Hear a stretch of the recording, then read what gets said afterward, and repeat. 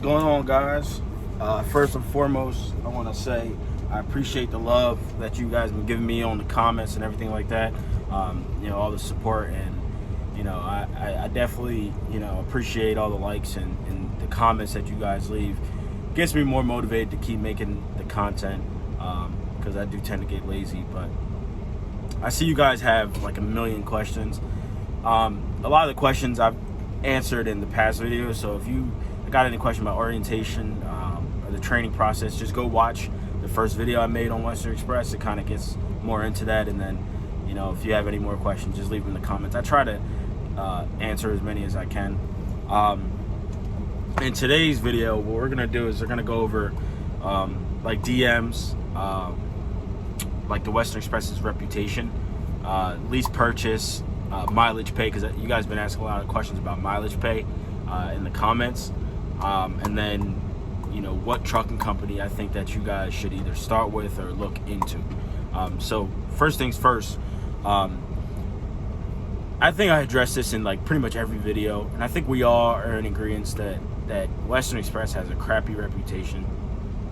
Now, whether the reputation is deserved is neither here nor there, but I think that I kind of pinpointed the reason why Western Express has such a bad reputation, and that is based off of Western Express's management. I think Western Express has not the best management, if not one of the worst managements in the trucking industry, and I think that even more so than management is their DMs. Western Express has really, really bad DMs. And unfortunately for the trucking industry, our success, like I said in other videos, is we rely on DMs because we're company drivers. We're not lease purchase, owner operators. We're not any of those things. So we rely on our DMs in order to get to make our trucking experience good, to make a lot of money. Everything is based off our DMs. And unfortunately, Western Express has a really bad DM team. And I think that, I'm not sure why it's like that. I have kind of an idea. Realistically, Western Express will pretty much hire anybody. Felonies, bad driving record, anything, they'll hire anybody. So I think with that being said, in years of having the ability to just hire anybody, I think they're kind of laid back in terms of they don't really care. They're not respectful. They could say and do everything because in reality they believe that a lot of people who come to work here, this is their last option. So they could say and do what they please, and unfortunately that is the majority of the DMs. I'm not sure if that's their mindset, but that's how they treat people, as if they really don't care about your feelings or your success.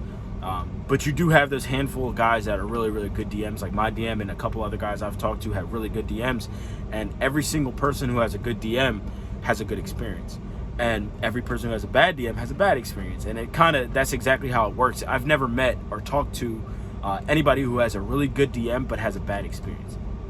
For some odd reason, that's how it works. And unfortunately, that's just the reality of it, is if you have a bad DM, you have a bad experience.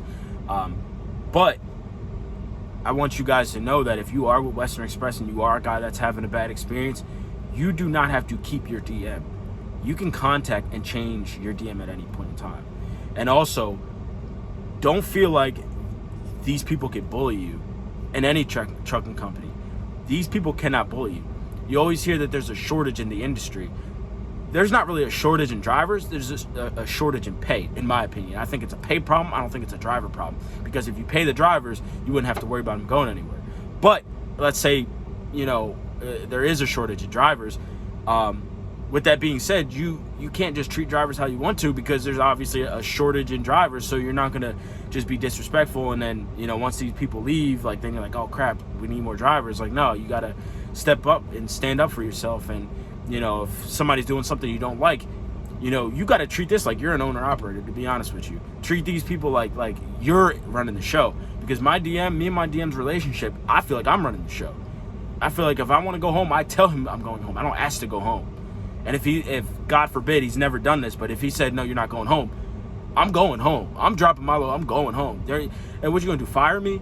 And with the shortage, it just doesn't, you got to understand, you got to know your worth. Truck drivers and your CDL, you're worth so much.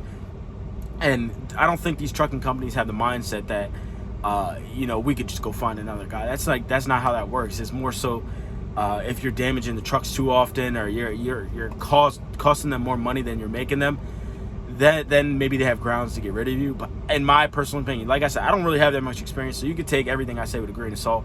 But with my experience, I don't think that these trucking companies are just gonna get rid of you just because you're standing up for yourself. So I think that you need to speak up and open your mouth when you have a problem.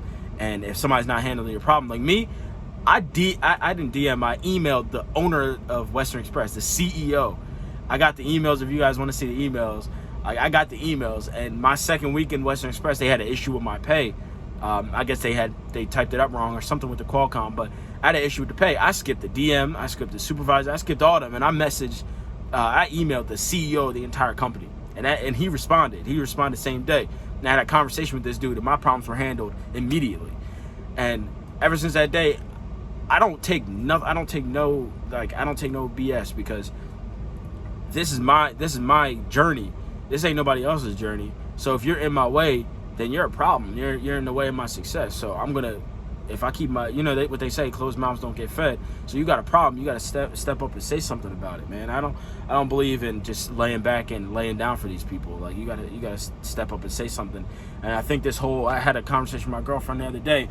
Like, back in the day, like, truck driving used to be like you used to be able to make good money and take care of your family and buy a house and do all types of nice things, and you're like a middle class family. And nowadays it's like you're a truck driver barely making $40,000 a year. And with that being said, it's like everybody, I feel like the regulations and the DOT and the FMCSA or whatever, everybody's nickel and diming the truck drivers because there's so much money in freight. If it wasn't for truck drivers, the economy would not flow. Now let that sink in for a second. If every single truck driver in this entire country stopped, they just say, we're not driving today, you know what kind of impact that's going to be? The entire trucking industry, if they all just shut down for even just one day or 1 week, that would have damages that you couldn't even come back from for within at least a year, in my opinion. So, like, just knowing our worth, and like, we're worth so much, and we don't realize, and we allow the DMs and brokers and all these trucking companies to nickel and dime the truck drivers throughout so many years. Now truck drivers barely make anything, but the freight is still going on, if not more than the past 100 years. So it's like more freight's being moved, but the truck drivers aren't getting paid more, and the cost of living's going up, but nobody's getting paid more. So it's like everybody is benefiting off the truck driver, and the truck drivers, in reality, it's their fault because they're letting these people take money out of their pocket, they're accepting these low rates. Like, I'm on this hotshot page, and everybody's getting upset, and these are all owner operators, because these guys are getting in the hotshot and accepting these low rates, like driving for 80 cents and $1 a mile and all this crazy stuff as an owner operator, and you're losing money. You're not even staying, like, pretty much keeping your company barely afloat by accepting these dollar rates.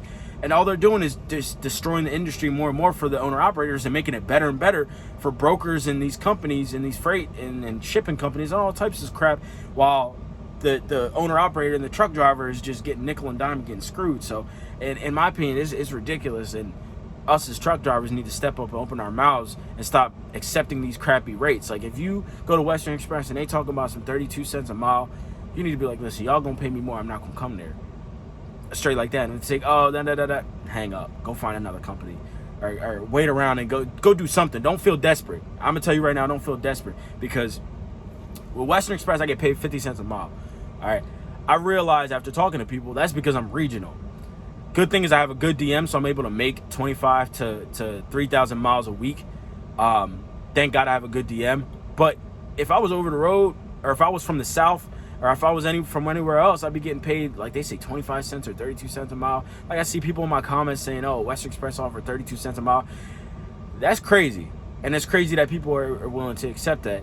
But I realize this is all based off where you live. I'm from Philadelphia, so I run East Coast Regional. And that's, from what I heard, was the majority of Western Express freight moves to the East Coast. So I'm more valuable because I'm from that area and I live in that area, and that's my job description is regional. But if they was talking 32 cents a mile, I wouldn't be doing it. And I think that's ridiculous if people are gonna continue to let these trucking companies and these brokers and all these other individuals just nickel and dime us more and more than they have already been doing. I got some things listed on here to help you guys get started if you're either working to get your CDL, you just got your CDL and looking for a trucking company. Because I'm still so new that I remember all this stuff fresh in my head. In terms of what I had to go through, it was extremely hard for me to find a company to hire me without having any experience. But some companies that will hire you that I don't recommend, but just, I mean, it's up to you if you want to do it or not. But CR England, Western Express, Swift, CRST, all those companies will hire you with no experience because they're what you call mega carriers. I don't recommend mega carriers because they nickel and dime, but we don't have a lot of options because we don't have any experience. But what I recommend you guys do is go on the FMCSA website, and you're looking for something called the CSA score. Now, this is the score that essentially these big trucking companies and anybody with a DOT number, you can look, any company with a DOT number, you can look up by their DOT number or their company name, all their information. So things like how many trucks they have, how many drivers they have, their accident scores, the national average. So pretty much everything you could look up in order to get information about the trucking company. I recommend doing that. I recommend extensively researching every trucking company that you possibly can while you're either getting your CDL or about to get your CDL to make an educated choice on where you want to go. Because if I can start over, I mean, I lucked out. I really did luck out. But, with this whole situation, I was just looking to get experience. And I talked to some educated individuals, or some experienced individuals, I should say. And they're saying, you want at least 6 months where you're at. But what a lot of other trucking companies like to see is that they like to see consistency. So, for example, I was looking at JB Hunt, and I talked to one of the original founders, he said he was, of the lease purchase program. And he said that these trucking companies really like to see that you're consistent with, staying with one company for a long period of time. So if you're going to get all your experience in one company and then switch to another one, maybe a year or 2 years, whatever, that's what they like to see. So if you're going to get a company that you plan to stick with for a year. Don't be going from one company to the next company to the next company, because then when you find a place that you like, they're going to see that you've been switching around every 3 months, and it's not attractive. It's not something that you want to be doing and have on your record and your history or whatever. So really look into what you want to do and what company you want to go to. That's pretty much all I got for this video. Leave a lot of comments. You guys are really good at commenting. Keep giving me ideas for the next video as I go through my journey. And leave a like, leave a subscribe, and keep it up, guys. I appreciate it. Thanks.